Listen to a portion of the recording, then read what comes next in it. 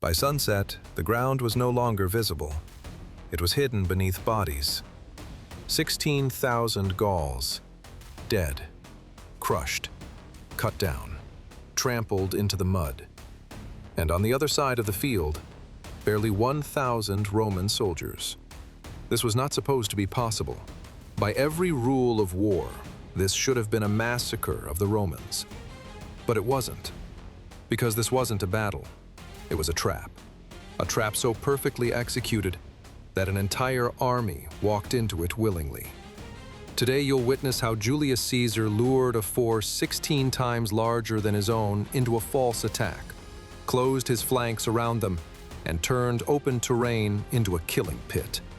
And once the trap was shut, there was no escape. If you think ancient warfare was just brute force and chaos, this story is going to change the way you see war forever. Because what happened on this field was not about strength, it was about control. By this point in history, Julius Caesar was no longer just a general. He was a phenomenon. A commander who didn't simply defeat enemies, he broke their will to resist. He didn't rely on numbers. He didn't rely on luck. He relied on psychology, on deception, on understanding exactly how the enemy would think, and turning that thinking against them. Caesar believed that every army had two weaknesses: fear and overconfidence. And on this day, the Gauls had both. For years, the Gallic tribes had resisted Roman expansion. They were fierce, ferocious, physically stronger than the average legionary. And most importantly, they believed the Romans could bleed. They had seen Roman defeats before. They had killed Roman soldiers before. So when word spread that a small Roman force was isolated, under strength, far from reinforcement, the Gauls saw opportunity. 16,000 warriors gathered. 16,000 men driven by rage, pride, and the promise of easy victory. They believed they were about to wipe a Roman detachment off the map. What they did not know was that Caesar had been waiting for them to think exactly that. The Gallic army was massive. A sea of shields, iron blades, war paint smeared across faces filled with confidence. Their warriors did not fight in neat formations. They fought with fury, with noise, with intimidation. They believed fear was a weapon. They screamed as they advanced. They beat their shields. They wanted the Romans to panic before the blades even met. And when they saw the Roman line, small, quiet, unmoving, their confidence doubled. To the Gauls, this wasn't an enemy. This was prey. They laughed. They shouted insults. They promised to decorate their camps with Roman heads before nightfall. 16,000 men, charging toward barely 1,000. Every instinct told them the outcome was already decided. They were wrong. Caesar stood behind his men, watching the enemy approach. He did not shout. He did not rush. He waited. Then he gave the order, and the Roman front line began to shift, not forward, backward. The Romans started to fall back, slowly, deliberately. Not a rout, not panic, just enough movement to be seen. From the Gallic perspective, it looked exactly like what they had hoped for: fear, retreat, weakness. The Gauls roared. They surged forward faster. Formations began to loosen. Discipline cracked. Warriors pushed ahead of one another to reach the Romans first, to claim the glory first, to be the man who broke the Roman line. What they didn't realize was that this retreat was not the beginning of Roman defeat. It was the opening move of Roman destruction. Because while the Gauls focused on the center, they failed to notice what was happening on the sides. The Roman withdrawal continued, step by step, meter by meter, always controlled, always measured. To an untrained eye, it looked like a defensive collapse. To the Gauls, it looked like confirmation of everything they already believed. The Romans were breaking. Their shouts grew louder. Their pace became reckless. Warriors surged forward without waiting for commands. This was no longer an organized advance. It became a flood. 16,000 men pressing into the center, all chasing the same illusion, that the Romans were running out of courage. But what the Gauls were truly running out of was time, because every step the Romans gave up, every meter they yielded, was ground the Gauls would soon die standing on. Behind the Roman lines, Caesar said almost nothing. His officers waited for orders. The men waited for the signal. The Gauls waited for the kill. Everything depended on timing. Too early, and the trap would fail. Too late, and the Roman center would be overrun. Caesar watched the enemy, not their numbers, not their weapons, their movement, their rhythm, their mistakes. He watched as Gallic warriors surged ahead of their own lines. He watched as their formations dissolved into clusters of men fighting for personal glory. He watched as their flanks stretched wider and wider, thinner, weaker, exposed. And only when the chaos reached the exact point he needed, only then, he raised his hand. The Gallic center slammed into the Roman line. Shields cracked. Metal screamed against metal. For the first time, Roman soldiers were forced fully backward by the pressure. From the Gaul perspective, it looked like the moment of victory. They had done it. They had broken the famous Roman wall. Gallic warriors poured into the gap. They climbed over fallen shields. They trampled Roman dead and wounded beneath their feet.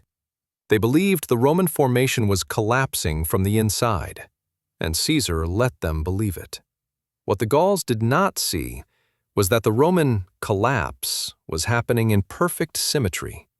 The retreat was even, the pressure was being absorbed, and the Roman flanks were no longer retreating at all. They were holding, waiting. Now the Gauls made their final, fatal decision.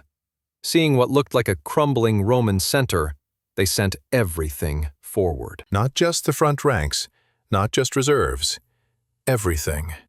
The entire mass of their army surged into the gap. 16,000 men compressed into a narrowing corridor of death.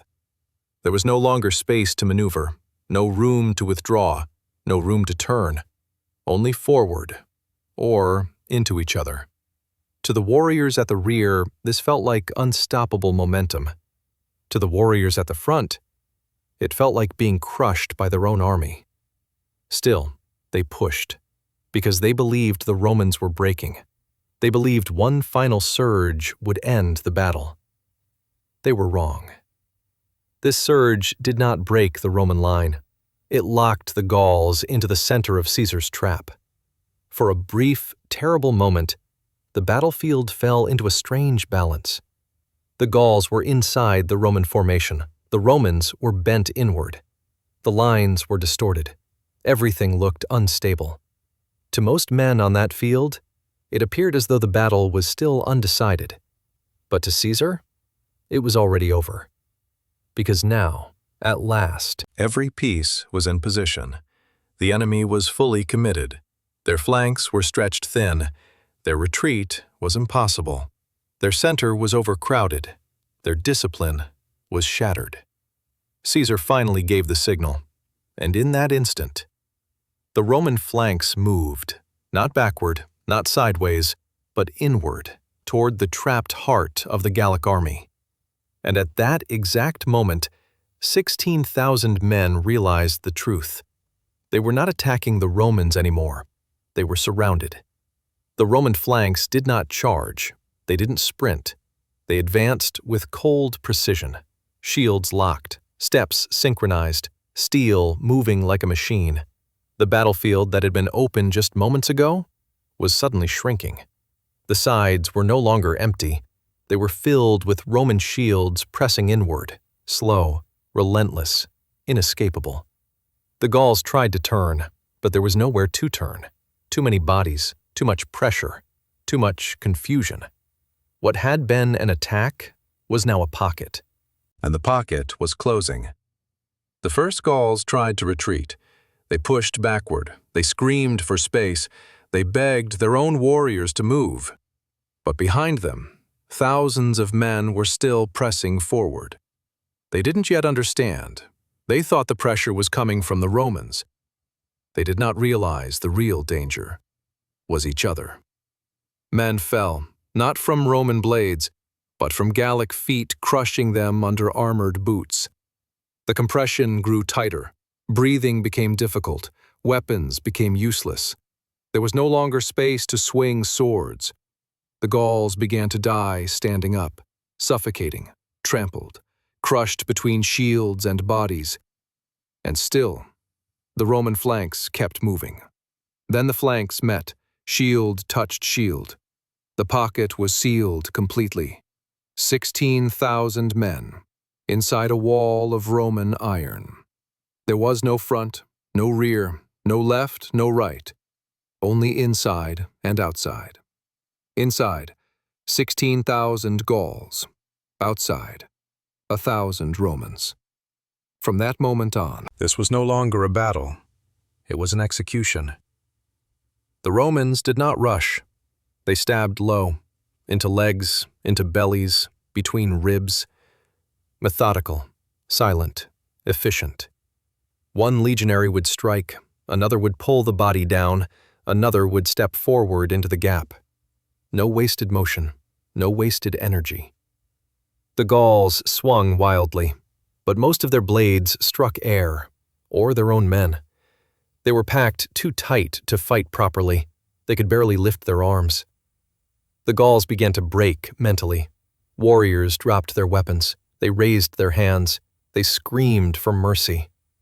But mercy required space, and there was none. Those who surrendered were crushed by those still trying to fight. Those who tried to fight were crushed by those trying to flee. The pocket became a living tomb, a screaming mass of panic and blood. And the Romans kept closing in, step by step by step. Soon the dead began to form walls of their own. Piles of bodies rose knee-high, then waist-high, then chest-high. Blood soaked the ground until it turned into mud. Men slipped, fell, disappeared beneath the press of bodies. The living stood on the dead to avoid being suffocated. This was no longer warfare. This was physics. Pressure, weight, compression, and the slow, unstoppable inward movement of Roman shields. Eventually, the center collapsed completely, not from Roman force, but from internal collapse. The packed mass gave way, and suddenly, there was space again. But not freedom, only corridors of fleeing men. The Gauls ran, and for the first time that day, the Romans charged. Cavalry units swept around the outer edges. Any group that broke free from the pocket was cut down in seconds. The battlefield became a web of small executions. Tiny clusters of Gauls surrounded, overpowered, erased. No formation, no commands, no escape routes, just running and dying. Gradually, the screams faded. The clash of metal slowed. One by one, pockets of resistance vanished, until only scattered survivors remained, hiding among the dead, playing dead among the dead, hoping Roman eyes would pass over them. Most were found. Most were killed. When the killing finally stopped, the Romans did not cheer. They did not celebrate. They counted. 16,000 Gauls lay dead across the field. Some cut down, some crushed, some trampled into the earth itself. The Roman casualties? Barely registered by comparison. The ratio was not just a victory, it was annihilation. Survivors were allowed to flee, not as mercy, but as a message. They would carry the story of this massacre back to their tribes. They would describe the trap, the walls, the crushing, the panic, the inescapable death. Caesar did not need to hunt every tribe. Fear would do it for him. From that day forward, the Gauls no longer asked, "How many soldiers does Caesar have?" They asked, "What is he planning?" Because they understood the truth. Numbers meant nothing if your enemy controlled your decisions. By every traditional measure of warfare, this battle should never have been won. 1,000 against 16,000. But what destroyed the Gauls was not Roman steel, it was Roman thinking. Caesar did not overpower his enemy, he programmed his enemy. He let them believe in victory. Then he used that belief to kill them. This was not strength versus strength. This was discipline versus chaos, intelligence versus instinct, control versus rage. And this was only one of Caesar's traps.